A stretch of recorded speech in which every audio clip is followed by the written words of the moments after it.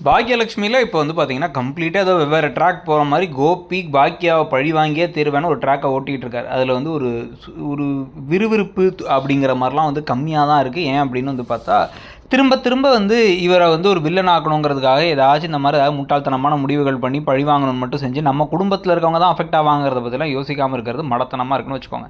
So இன்னொரு பக்கம் வந்து பார்த்திங்க அப்படின்னா வந்து இப்போ ஈஸ்வரியை கட்டாயப்படுத்தி ஹோட்டலுக்கு கூப்பிட்டு போயிட்டாங்க பாக்கியா. குடும்பத்தில் நடக்கிற விஷயங்கள்னு சொல்லிட்டு அங்கே போய் உட்காந்து வச்சு அதை ஷெஃபெல்லாம் பார்த்த அப்புறம் ஷெஃப்ட்டை வந்து ஆர்டர்லாம் எடுத்துடலாம் அப்படின்னா அவர் வந்து 500 ஆர்டருக்கு மேலே எடுக்கலாம், நம்மளால் வந்து மேனேஜ் பண்ண முடியும், நானே பண்ணித்தரேன்னு சொன்ன சரின்னு பாக்கியாவும் அதுக்கு ஒத்துக்கிறாங்க. வேறு இதுக்கு நடுவில் வந்து ஈஸ்வரியை போய் பார்த்து ஏமா இப்போ தான் இறந்து இத்தனை நாள் தான் ஆச்சு, அதுக்குள்ளே வந்துட்டிங்களேம்மா அப்படிங்கிற மாதிரி அங்கே ஒர்க் பண்ணுற 2 பேர் சொல்ல உடனே மோரை கூட குடிக்காமல் கோவமாக கிளம்பி போயிடுறாங்க ஈஸ்வரி.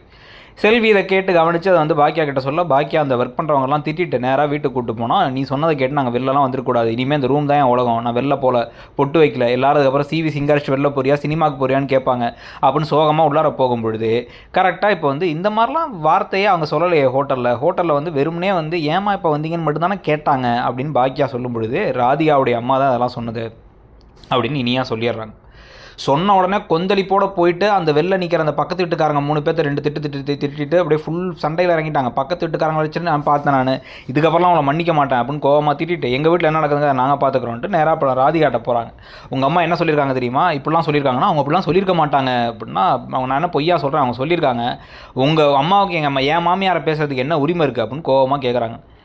அது ஏன் மாமியாக இருந்தான் அப்படின்னு சொல்லாமல் ராதிகா என்ன பண்ணுறாங்கன்னா மெச்சூர்டாக நேராக கிளம்பி அவங்க அம்மாட்ட போயிட்டு உன்னை இங்கே வந்து பிரச்சனை பண்ணாதன்னு சொன்னேன், ஒரு பொண்ணே எதிரிங்கிற மாதிரி அவங்க என்ன இப்போ வெளில போகாமல் முடங்கியே கிடக்கணுமா, நான் எனக்கு பிடிக்காத வாழ்க்கை வந்து பரவாயில்ல வேணான்னு சொல்லிட்டு தானே நான் டிவோர்ஸ் வாங்கினேன், அப்போ நானே நான் முடங்கி கிடக்கணுமா, ஏன் அந்த மாதிரி கேவலமாக நடந்துக்கிறேன், நான் போய் இதுக்கு மன்னிப்பு கேட்குறேன் அப்படிங்கிறாங்க. ராதிகா பல நேரங்களில் மெச்சூர்டாக நடந்துக்கிற மாதிரி தான் தோணுது. உங்களுக்கு என்ன தோணுதுங்கிறத சொல்லுங்கள். தேங்க்யூ.